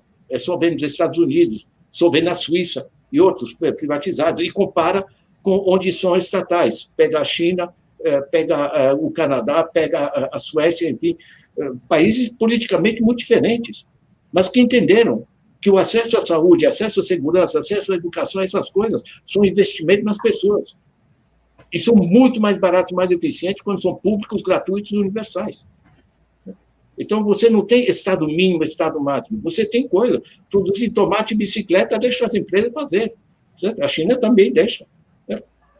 Agora, saúde, educação, investimento tecnológico, todas essas coisas, o Estado tem que estar com força nesse processo. Né? Então, na realidade, você tem essa arquitetura que vem em torno do keynesianismo que a gente empreendeu, e a partir do Keynes, o que a gente aprendeu com o New Deal, o que a gente aprendeu com o Welfare State e o que a gente aprendeu hoje com a dinâmica impressionante da Dinamarca, que tem políticas sociais e ambientais muito sólidas e está muito bem obrigado em termos econômicos, é o Vietnã, é a China, é tantos outros. Né? Agora, a dinâmica estrutural conosco tem a ver com as crises. Né? Eu não me incomodo porque eu pego o Piketty fala em socialismo participativo, o Stiglitz fala em capitalismo progressivo, e por aí vai. Né? E o pessoal tem que ter um ismo lá na frente. Né? Eu pego pelo desafio. Tem uma catástrofe ambiental. Quais são os pontos-chave nos quais a gente deve intervir? Isso são intervenções estruturais. Você não pode estar queimando a Amazônia e dizendo que tem algum sentido nisso. Certo? Você não pode manter essas favelas, essa miséria nas coisas e achar... Queria lembrar, no ano passado, em média, a polícia matou 17 pessoas por dia. Um país sem pena de morte. Tá? E o que são? Jovens pretos de periferia. Cada vida dessa é uma inteligência perdida, uma contribuição produtiva perdida. No Brasil, você tem 212 milhões de habitantes e 33 milhões de empregos formais privados. 33 milhões para 212 milhões de habitantes. Gente. 150 milhões de adultos. O negócio não está funcionando. Acrescente 11 milhões de emprego público, são 44 milhões. É uma merreca. A subutilização da força de trabalho é dramática. Você tem a subutilização da terra. Tem um artigo legal meu, tá? Que chama a subutilização de fatores de produção. É uma nota técnica, gente. Minhas notas técnicas, qualquer cristão entende, tá? É um negócio... É que eu aprendi isso na Nicarágua. Qualquer cristiano, ou seja, aí qualquer um.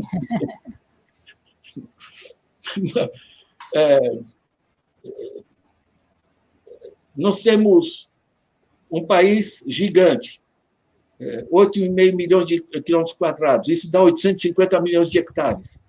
Nisso você tem 353 milhões, último censo agrícola, 353 milhões de estabelecimentos agrícolas, são propriedades. Uma parte não é agricultável, é morro, é coisa do gênero. Tal, certo? Aí, mas você tem de terra agricultável e com água 225 milhões de hectares. Sabe quanto a gente está utilizando? Somando lavoura permanente, lavoura temporária e a arboricultura, né? 63 milhões. Frente a 225 milhões. Eu estou arredondando a diferença, dá 160 milhões de hectares. Sabe o que é 160 milhões de hectares? É 5 vezes a Itália. Terra parada, subutilizada. Estão esperando valorizar. É rentismo. Onde havia o lucro capitalismo, hoje você tem rentismo. Onde você tinha investimento produtivo e acumulação de capital, você tem dividendos. Onde você tinha a fábrica, hoje você tem a plataforma. A plataforma que, inclusive, explora a fábrica. Não desaparece a agricultura, não desaparece a indústria. Mas o processo dominante em cima disso se transfere para a economia de pedágio, a economia de intermediários que se formou. Né? Para mim, é central, a meu ver, ler o livro, do Rifkin, do Jeremy Rifkin, A Sociedade de Custo Marginal Zero. Gente, todos esses livros recentes que surgem, porque eu recebo, eu sou aposentado pela ONU, mas eu recebo, continuo a ter os contatos, recebo material. Eu coloco esse material internacional, eu faço resenhas, não resenhas comerciais, mas resenhas de ideias-chave, que eu coloco no meu blog Dicas de Leitura. Tá? Vocês podem pegar lá o Rifkin, vocês vão encontrar. Esse raciocínio está também no livro, tá? No Capitalismo se Desloca, tá? O essencial, porque ele é essencial para a transformação. Por que é tão importante? Se eu passo meu relógio para a Beatriz, isso é um produto do século passado, tá? Passo meu relógio para a Beatriz, eu deixo de ter meu relógio. Em economia se chamam bens rivais. Se eu passo uma ideia para ela, eu continuo com a ideia. Nós podemos generalizar para o planeta todo tecnologias simples, agrícolas, que melhoram a produtividade, sem tirar pedaços de ninguém. O MIT, há mais de 10 anos atrás, generalizaram o acesso aos textos dos professores deles, online, gratuito. Certo? Eu, mais modestamente, não sou nenhum MIT, todos os meus livros estão online gratuitamente. Certo? E o SESC, inclusive, disponibilizou gratuitamente o livro no próprio SESC, certo? Diz eles em coerência e solidariedade comigo, né? Escrito pelo diretor do SESC. Achei muito Maravilha. Estou entendendo o processo. Gente, isso aqui é um terremoto em termos de entender as transformações sociais. Não estou falando só econômicas, sociais. O fato que eu posso, aqui, pegar meu celular e conectar um professor de Moscou ou de Paris aqui instantaneamente e conversar com ele de graça, certo? O que é isso? A conectividade é planetária, gente. E mais, toda a informação tecnológica é planetária. Não precisa ficar, sabe, qualquer pequeno avanço, a empresa farmacêutica põe patente em cima e fica sentado 20 anos. Depois de 20 anos, faz uma pequena alteração, repatenteia, fica mais 20 anos. Gente, 20 anos? Na era atual, você ter patente de 3 anos é amplamente suficiente para dar dianteira para alguém ter inovações, gente. Isso aqui nos toma... Isso é essencial nesse livro, tá? Que é a parte propositiva. Você tinha, no capitalismo produtivo, o essencial para o burguês, para o capitalista, era o controle da fábrica, né? O cartão ali né, do trabalhador, a portaria, enfim, essas coisas. Certo? E a luta era a socialização dos meios de produção. Hoje, socializar as fábricas não vai dar nada. Certo? Você tem que assumir o controle da intermediação financeira, porque o dinheiro não é dos bancos, o dinheiro é da gente. Né? Você tem que gerar sistemas gratuitos de circulação do conhecimento. Sabe o que é? A China tem um sistema chamado CORE, China Open Resources for Education, CORE. Tá? Vocês podem pegar lá. O CORE é o seguinte, o cara na China, desenvolvendo numa universidade uma tecnologia qualquer, ele registra isso na universidade, recebe um bônus, e a universidade disponibiliza esse conhecimento instantaneamente para todas as instituições de pesquisa da China. Na China, ninguém está reinventando a roda. Todos trabalham na crista da onda. Entende? Por quê? Porque, da mesma maneira que no capitalismo industrial, a propriedade privada, o armazém, o almoxarifado, a tranca, etc., eram essenciais. Isso é meu. Né? Na economia da revolução digital, na economia do conhecimento, o que funciona, o que multiplica conhecimento é, evidentemente, a colaboração. Ou seja, as regras do jogo se deslocam. É como se você tivesse a base produtiva se deslocou para o século XXI, só que as regras do jogo, todo o sistema de leis, etc., de propriedade, continua ainda no século passado. Para quem leu Marx, o desajuste entre superestruturas e infraestruturas é básico, digamos assim. Né? Todo esse sistema, né, de apropriação privada, né, você impedir países de produzir medicamentos básicos quando tem gente morrendo, né, em nome do... Você remunera adequadamente quem trouxe uma invenção. Aliás, o avanço científico-tecnológico não é a empresa que produziu. Você não teria todos os avanços aí da Microsoft, certo? Pegue o livro da Mariana Mazzucato, O Estado Empreendedor, está publicado em português, belíssimo livro. Mariana Mazzucato é uma mulher de frente, assim, da coisa, né? Ela mostra, né? Toda essa tecnologia da Apple, esse negócio que eu tenho no meu celular, que eu posso mexer com o dedo e alterar a tela, tudo isso aqui tudo isso é investigação pública. Toda a eletrônica aqui é investigação pública, gente. Tudo foi desenvolvido com isso. Toda a biologia moderna está baseada no sistema das pesquisas com genoma, que são pesadamente com dinheiro público. Esse negócio funciona. Ou seja, nós temos que repensar as formas de organização da sociedade em função de uma base econômica que se deslocou. Essa é a proposta metodológica que eu trago no livro. Né? Professor... Gente, estou pedindo muito. Né? Professor, eu peço desculpa que eu caí aqui um pouco na minha internet. Nós temos 4 perguntas, eu vou separar em 2, né? Em 2 perguntas, para ficar mais fácil. O Aldo, Academia, ele colocou assim: grande professor Ladislau, o PIB brasileiro, em 7 trilhões de reais, permite pagar 11 mil reais por mês por família com 4 integrantes. Temos 90 milhões de brasileiros ganhando até R$1.000 por mês. O que fazer? E aqui a Pamela Bugosa fala assim: professor, qual capitalismo deveremos enfrentar em 2021? E qual a perspectiva real, na opinião do senhor, do Brasil deixar de ser um país capitalista e consumista? Depois eu passo para as próximas perguntas. Olha, gente, você sabe o que é? Quando tem um negócio, como o Joseph Safra, né, que se apropria de mais de 20 bilhões de reais, sem produzir nada e sem pagar imposto, e morando na Suíça, certo? E dinheiro brasileiro, certo?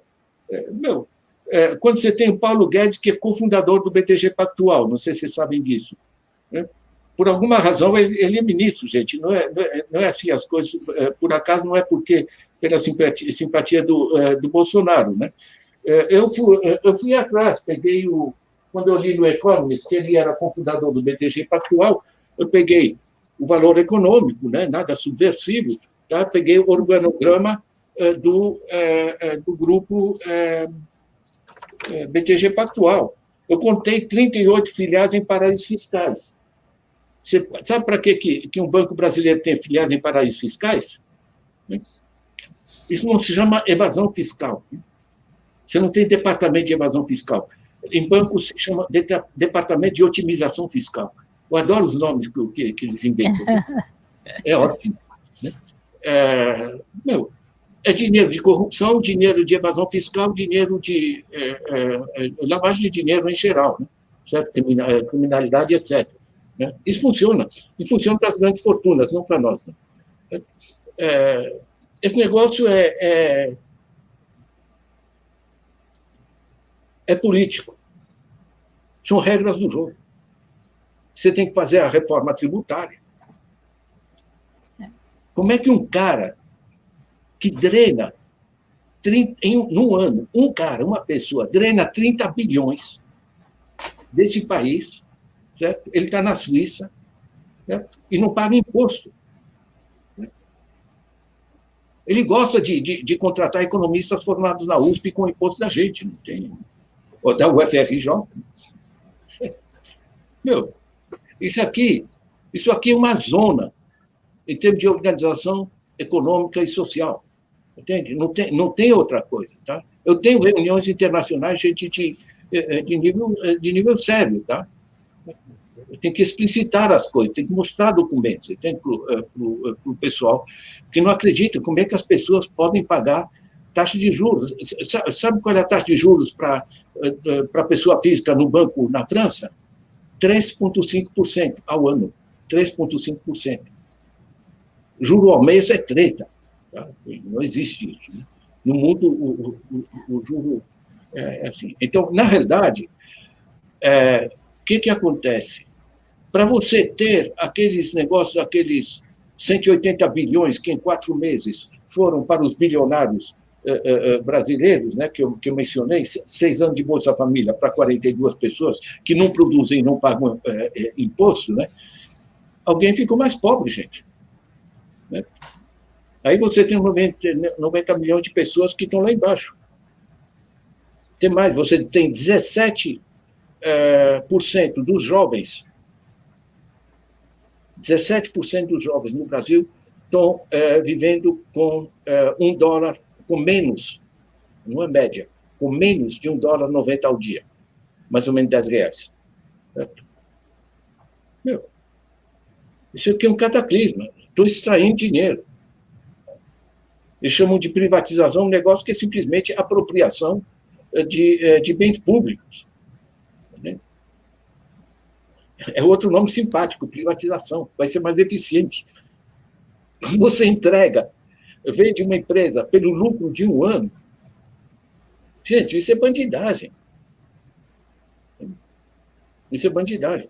Agora, as pessoas têm mais dificuldade, porque como a apropriação do excedente social se deslocou, ela se dava essencialmente pela exploração salarial, né? Karl Marx, etc. Agora, você não justifica um excedente social indo para esse 1% ou 0,1% tão rico no Brasil por exploração salarial, porque para explorar pelos salários, pelo menos você tem que gerar um emprego. Eu mencionei aqui, são 33 milhões de empregos formais privados no Brasil. Agora, explorar através de juros, através das tarifas e taxas no cartão de crédito, todo mundo, em qualquer favela, tem cartão no bolso. O cartão no bolso, sabe o que é? É um canudinho eletrônico, uma anteninha. Você coloca uma taxa, coloca um negócio. Na realidade, você gerou um outro sistema de exploração, muito mais amplo. Agora, na fábrica, quando te pagava um mau salário, você podia processar, brigar, paralisar a fábrica, etc., chegar a algum acordo. Certo? Agora, com o sistema de exploração financeira, você vai fazer o quê? Vai fazer um piquete na frente da agência bancária? O sistema se gerou muito mais abstrato, né? Daí a importância do que eu tenho investido, junto com o Instituto Paulo Freire, que a gente tem esse programa que a gente chama de Pedagogia da Economia. Esse meu livro aí, a Era do Capital Improdutivo, tem vídeos de 10 minutos, um para cada capítulo. Deus e o mundo no Brasil, muita gente está fazendo o curso, tá? E passa a entender. Inclusive, um conjunto de favelas do Rio, que fizeram curso comigo, pediram algumas aulas presenciais. Ou seja, nós temos que fazer as pessoas entender como se dá o novo processo de exploração. Jacqueline, eu não peguei a pergunta da Pamela. Professor, qual o capitalismo que deveremos enfrentar em 2021 e qual a perspectiva real, na opinião do senhor, do Brasil deixar de ser um país capitalista e consumista? Pamela, é uma coisa que o economista detesta dizer, é dizer não sei. Com toda a franqueza, eu não tenho a mínima ideia. Porque, sabe o quê? Não depende apenas do Brasil. O saco cheio planetário está explodindo. Tá? É só ver o que está acontecendo nos Estados Unidos, gente. Né? É patológico. É explosivo. Os caras do andar de baixo, aquela gente estrepada que havia na linha aqui, que não existe, os 50% do andar de baixo, eles tinham ele com esperança. Eles estão achando que ele não está conseguindo ajudar eles porque o establishment tradicional está impedindo. Né? Os políticos estão impedindo o Trump dele fazer o bem deles, né? Porque é isso que ele promete. Vai qualquer coisa, né? Certo? Ainda mais ajudado com a indústria dos fake news e da informação individualizada, que funciona como indústria, tá? de manutenção da bolha, né? Nas pessoas. Né? O que é discutido, Pamela, é o seguinte, na esfera internacional, é que, a partir de um momento crítico, porque o mundo está indo para o brejo muito rapidamente. A partir de um momento crítico, você tem uma conjugação de forças que dizem basta. É assim que se criou o New Deal, que se criou o Welfare State, que se criou o Bretton Woods, que se criou a ONU, que se criou... As mudanças que houve estruturais resultaram de momentos críticos em que as pessoas dizem há suficientes interesses prejudicados para esses interesses prejudicados serem suficientemente fortes para deslocar o sistema. Agora, em que condição? Onde, nesse processo extremamente conturbado e inseguro. Você sabe o que é? Eu digo não sei, é com responsabilidade. Tempos atrás, eu estava lá ajudando a montar um sistema de planejamento na América Central, né? E tinha um grupo brasileiro veio me visitar, eu estava no Ministério do Planejamento. Me perguntaram, o que você acha que vai acontecer com o país? Qual é o futuro aqui? Eu disse, eu não tenho a mínima ideia. Me disseram, você está organizando o sistema de informação econômica da presidência, você não sabe? Eu disse, olha, amanhã os americanos mandam a contra-invadir esse país e ou explode uma bomba aqui e faz essa coisa. E tem, a partir de um certo número de variáveis, você não controla a resultante. É tão simples assim, é físico. Então, a gente não pode saber. Qual é o nosso papel? Esclarecer mais pessoas e criar, no máximo possível, chances para que se reduza a desigualdade, se pare de destruir o meio ambiente, se volte a controlar o sistema financeiro, se volte a uma justiça econômica, se descentralize o processo decisório. As coisas a gente sabe fazer. O que o Flaviano estava fazendo, a renda básica universal, a generalização, a redução da jornada e formação de frentes de trabalho, a redução da exclusão digital é fundamental. Tá? O terço do país que está fora do sistema digital está fora do mundo hoje. Isso aqui é catastrófico e é burro, tá? Porque custa uma merreca a inclusão digital. E o custo-benefício é fantástico, em termos de multiplicação de iniciativas locais de todo o processo. Temos que fazer a reforma tributária, evidentemente, e temos que retomar as políticas sociais. Né? Por desgraça, nós sabemos o que fazer, temos o dinheiro, temos as tecnologias, mas temos um processo decisório que é só olhar o que está acontecendo em Brasília, gente. Pois é, professor. Hoje mesmo foi outra notícia, né? O governo federal ele vetou o que seria o acesso à banda larga às escolas públicas em 2021, né? No projeto de acesso à banda larga. Professor, nós temos mais 4 perguntas, mas 3 delas eu acho que elas estão... O senhor respondeu e elas têm uma certa linha, então eu acho que podemos juntar, e uma última que é provocativa. Né? O José Zelman perguntou, caminhamos para a Terceira Guerra Mundial? Vamos ver aonde se rompe o sistema? E aí a Bruna Reis falou, não sei também se já foi comentado, mas o senhor acha que há uma crise terminal da hegemonia e, com ela, uma crise terminal do sistema econômico moderno? E quais seriam, ao seu ver, as saídas para o Brasil sair desse quadro que estamos caminhando, seja econômico ou socialmente falando? E a Anete Cavalcante falou, diante de um governo global, será possível que as divergências internas sejam amenizadas para defender os direitos nacionais em todas as nações? E a última pergunta que eu falei que era provocativa, que é também da Anete, que ela fala assim, professor, os bancos comunitários correm risco da interferência de milícias? E depois, assim, do público, a gente encerra essas perguntas. Olha, gente, Guerra Mundial ninguém sabe, né? Eu estou muito confortado com a saída do Trump, que claramente, para ele, fazer mais uma guerra para se manter no poder e ser reeleito não seria, em termos de custo-benefício, para ele secundário, tá? Quando digo ele, digo toda a patota que tem em volta. Né? Porque o Trump não é só. O problema não é o Trump, isso é importante. O problema não é o Bolsonaro, o problema não é Duterte, não é Erdogan, não é Orbán, não é Kaczynski, o problema não é Boris Johnson. O problema é pessoas votarem num cara como esse. Esse é o problema. A gente tem que deslocar. Né? Da mesma maneira, o problema nosso não é educação, não é saúde, não é pobreza, essas coisas. O problema nosso é não ter capacidade de montar um governo que enfrente essas coisas. Ou seja, a gente tem que colocar os problemas onde se dão as decisões efetivamente nesse processo. Né? Simplesmente ninguém sabe. Por enquanto, a gente tem escapado. Lembro quando perguntaram a Einstein como será a próxima guerra mundial, né? A terceira guerra mundial, ele disse: a terceira eu não sei, mas a quarta vai ser com pedras e paus. Tem que entender uma coisa. Os imensos avanços científicos e tecnológicos, que não são de empresas, tá? São essencialmente de pesquisadores por toda parte. É uma elevação científico-tecnológica fenomenal nos últimos 50 anos, em particular.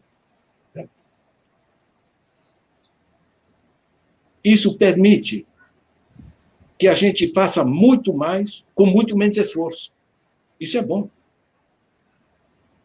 Quando eu digo que o PIB mundial, dividido pela população, dá uma média de R$18.000 por mês por família de 4 pessoas, significa que os avanços científico-tecnológicos não é o que o capitalismo, é essencialmente os avanços científico-tecnológicos que se deram por um conjunto de convergências, né? A humanidade descobriu coisas fantásticas. Né? Nós não estamos conseguindo criar a reorganização social para tornar isso um instrumento de liberdade econômica, liberdade das pessoas. A gente pode se livrar da tragédia, da pobreza, do sofrimento, da miséria. Enquanto você ficar passando o dinheiro que resulta desses avanços científicos e tecnológicos, que são da humanidade, não são de empresas, não são do Bill Gates, não são desses caras, certo? Enquanto você não tiver essa capacidade de generalizar, né, essa prosperidade, e você tiver essa apropriação pelo 0,01%, aí pega em Piketty, pega em você vai ter base de conflitos. Né? O que está na nossa frente como desafio é uma reorganização política e social. Aí eu pego a última pergunta, essa sobre a penúltima pergunta sobre governança global, né? Como é que fica a nação e coisa do gênero. As nacionalidades existem. Tá? Nas multinacionais, nas grandes corporações, nas plataformas, e não estou nem aí que a nação, que coisa assim, estão vendo só o dólar que flui. Tá certo? Então, você tem um desajuste cultural, inclusive, né, de identidade entre as corporações e os países. A Europa agora está querendo cobrar imposto da Apple, enfim, das grandes corporações, das grandes plataformas. Né? Isso vai ser possível, não vai ser possível. O fato é que os europeus estão começando a ficar com raiva dessas grandes corporações, né, que custam dinheiro. Tá? Você usa Facebook e dizem que é de graça. Só que a Facebook, ela se financia e levanta rios de dinheiro através da publicidade. Essa publicidade é paga pelas empresas que controlam essa publicidade. Para as empresas, esse pagamento que eles fazem para a Facebook, para a publicidade, é custo. Eles incorporam no preço. Quem compra os produtos e paga esse preço somos nós. Certo? Como dizem no almoço de graça. Agora, os caras interromperem meu programa, fazerem os trambiques políticos que eles fazem, as deformações políticas, as bolhas políticas, etc., entende? Com dinheiro da gente. Caramba, a gente precisa disso. Deus e o mundo estão formando plataformas cooperativas. A gente não precisa pagar para o Uber. Você aqui na Zona Sul de São Paulo, você tem um Uberzinho aí da Zona Sul que estão fazendo entre eles. Não precisa comprar toda aquela porcentagem de coisa. Por quê? Porque a conectividade, o celular é de todos, gente. A internet navega nas ondas eletromagnéticas. As ondas eletromagnéticas são da natureza, não são da Globo, não são da Microsoft, não são da Google. Estão entendendo? Nós estamos navegando com sistemas antigos, proprietários do século passado, para uma economia e uma sociedade com uma base científica tecnológica que se deslocou radicalmente. Nesse desajuste, leva a esses dramas. Quanto às alternativas, olha, tá, eu coloquei isso em mais diversos lugares. Tá? Eu tenho um negócio simpático que chama os 10 Mandamentos. Né? Os 10 Mandamentos, não sei se você sabe, mas são antigos. Né? Não apareceu nenhum Moisés para subir a montanha, pegar outras tábuas. Né? Eu acho que está na hora de uma edição revista e atualizada. Se vocês colocarem 10 Mandamentos edição revista na internet, é provável que vocês encontrem Ladislau Dolbo. Vocês vão encontrar assim: não reduzirás o teu próximo à miséria, não farás isso, não farás aquilo. Você falar que o artigo, como é o 6º mandamento, que é não cobiçarás a mulher do próximo, está completamente desatualizado. Temos numa palestra com empresários, né? Eu mencionei esses 10 mandamentos, aí um empresário reagiu dizendo: professor, é que não se apropriar da mulher do próximo, tudo bem, mas não cobiçar a mulher do próximo é contrário aos direitos humanos, gente.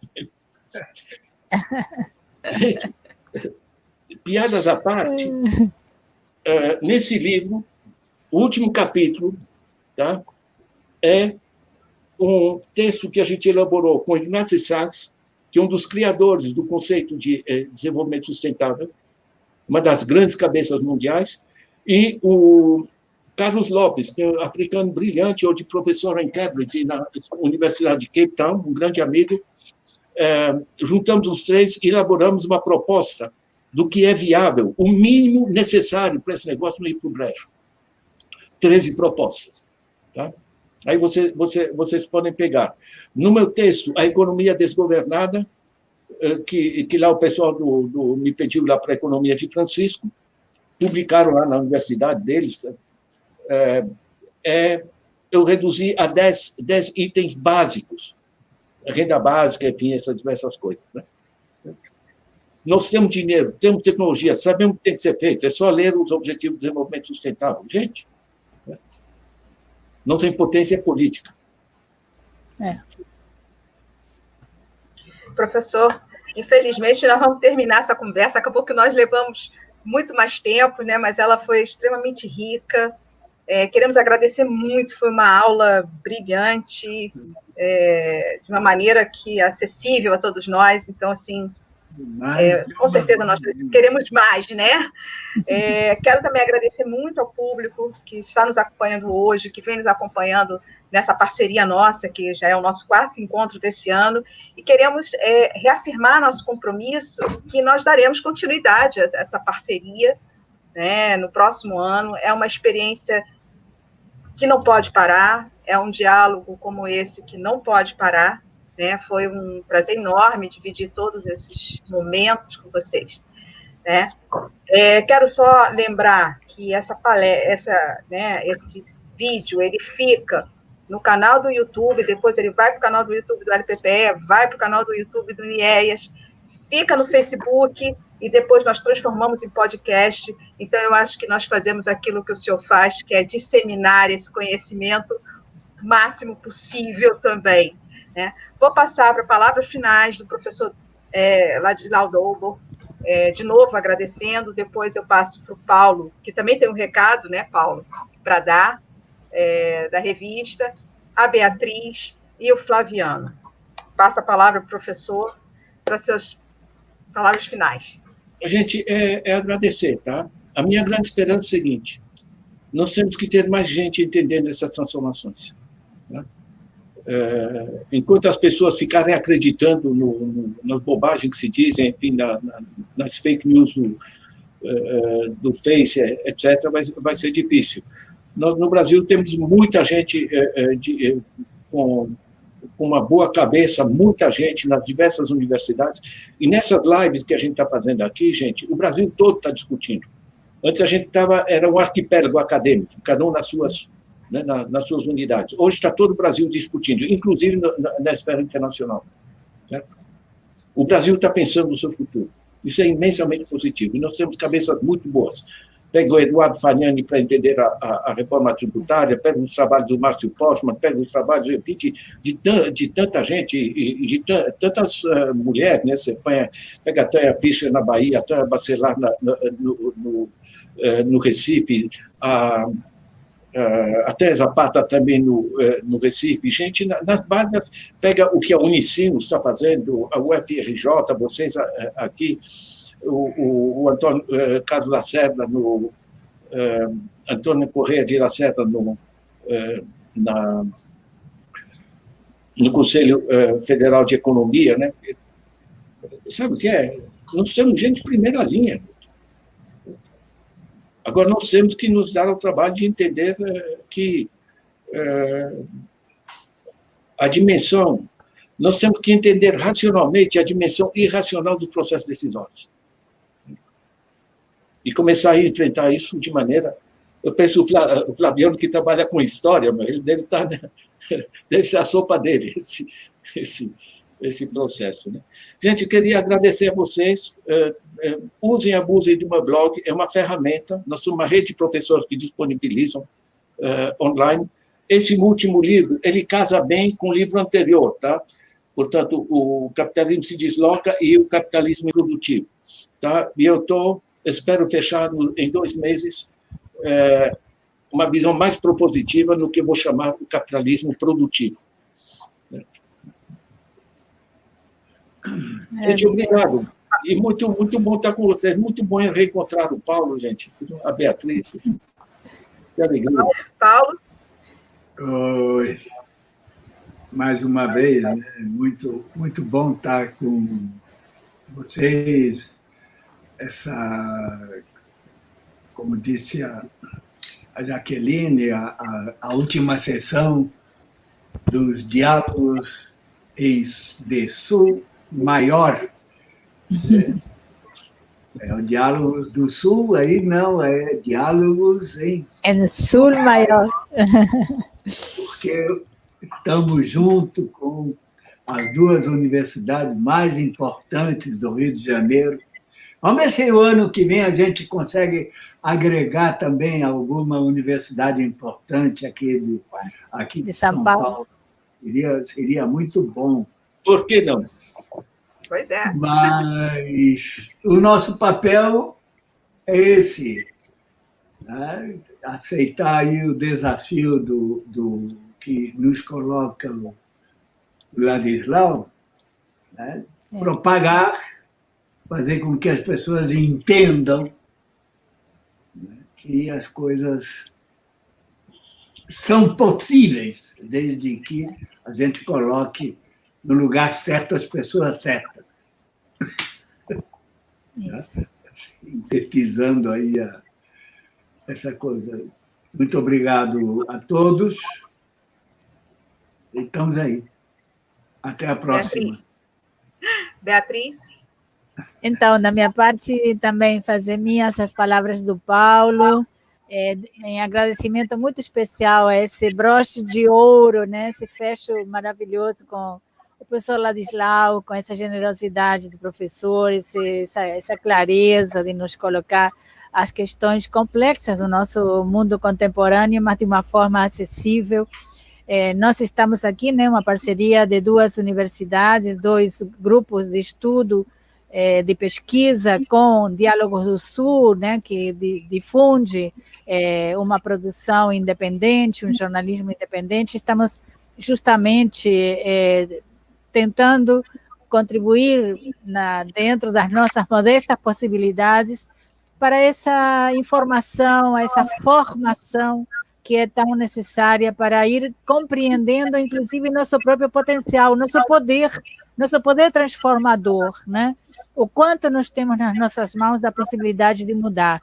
E a educação é, sem dúvida, né, fundamental. A educação com uma informação de qualidade, né? Para desmanchar essas notícias tendenciosas, esse obscurantismo, né, que de alguma forma paira sobre nossa sociedade, que abusa, né, da generosidade, às vezes até da ingenuidade do povo brasileiro, e isso se repete em outras escalas, em outras partes do mundo, para ir aprofundando a crise, aprofundando a desigualdade. Eu confio muito na educação e na formação, e eu acho que aqui esse espaço nosso é uma prova de quanto isso realmente é um poder transformador, né? Obrigada, professor Ladislau. Meu beijo de fim do ano com as melhores energias para começar 2021. Minha alegria de estar aqui com o querido amigo Paulo nessa parceria, com a querida amiga Jaqueline e a Ângela, que hoje não está aqui porque participava ao mesmo horário em outra live, mas entrou rapidinho no final, e de incorporar o professor Flaviano, agora já um membro pleno dessa parceria dos diálogos em Sul Maior. Vocês repararam que atrás da Beatriz está a Beatriz? Em árabe. Foi um presente que eu ganhei, escrito meu nome em árabe, e eu guardo com muito carinho. Mas, além disso, atrás de mim está uma peça Maconde de Moçambique, aqui, a ver se... aqui. São lindas as esculturas de madeira que eles fazem, coisa fantástica. De Moçambique, que eu amo, de uma das viagens já há muitos anos atrás. É isso mesmo. Eu vou passar para o professor Flaviano, mas antes eu vou reforçar a questão da professora Ângela, que ela está sempre conosco. Hoje ela não está. Nós, quando começamos, nós temos também a professora Edna Santos, que está se aposentando, mas é uma parceira nossa no processo de recuperação desse acervo da Caderno de Terceiro Mundo há muito tempo, que nós conseguimos digitalizar, né? Eu acho que é um material importante também para se pensar. E a Ângela, que está sempre conosco, e o Flaviano, que agora se incorpora, uma presença importantíssima também, acho que só engrandeceu isso aqui. Flaviano, eu passo para você, e depois eu vou encerrar aqui. Perdão, Jaqueline, antes de Flaviano, só dizer que de trás também não estão aqui na nossa... Não estava... nossos queridos alunos que possibilitam isso, e, claro, a Vanessa também, com o Paulo, que ficam de trás, mas tantos alunos quanto Vanessa, a equipe técnica, a divulgação, tudo isso que é fundamental para que a gente esteja hoje chegando onde estamos chegando. Nós temos os estagiários do nosso laboratório, os estagiários do UNIEAS, temos o nosso programador visual que faz o trabalho, e fez um belíssimo trabalho na divulgação dessa live, também em termos artísticos. Temos a Vanessa, que está aqui atrás, que não está aparecendo, mas sem ela, com certeza, isso não estava funcionando. Então, esse agradecimento nosso à equipe, a esses alunos, é importantíssimo, porque para eles que nós fazemos isso também. E eu vou passar para o Flaviano, e depois vou encerrar, vou dando já o meu boa noite, um bom 2021 para todo mundo, que seja com vacina, que seja com a solução de alguns, pelo menos os caminhos de alguns caminhos sejam encontrados. Professor, de novo, muito obrigada. Flaviano? Bom, só agradecer também, sem muitas palavras, agradecer estar aqui presente nessa equipe, agradecer ao professor Ladislau. Eu acho que ter alguém que consegue falar da complexidade das questões macros de uma forma, vamos chamar assim, micro, mas no sentido efetivo, do competente, do muito compreensível, é um grande privilégio, né? Eu acho que, como ele bem colocou, né, entender de forma racional a irracionalidade dos processos decisórios, né? Eu acho que isso aí já é uma frase que eu acho que reduz muito bem, assim, traduz muito bem o que é a competência de falar muito de forma um pouco e de forma muito clara, né? Eu acho que isso é um pouco assim esse talento aí que o professor trouxe na aula de hoje. Então, só agradecer também. E até 2021, continue nos acompanhando, né? Que nós teremos mais, né? Beatriz, Paulo, Flaviano. Professor, o senhor está com certeza convidado a participar desse nosso pensar, né? Eu costumo participar quando o Paulo me convida, em particular pelos vinhos que ele tem. Temos que marcar um encontro presencial. Sim, com os vinhos. Então, boa noite a todos. Muito obrigada. Olha, tudo de bom, queridos. Beijo, tudo de bom e parabéns para o professor Ladislau e para todos. Beijos. Muito bom.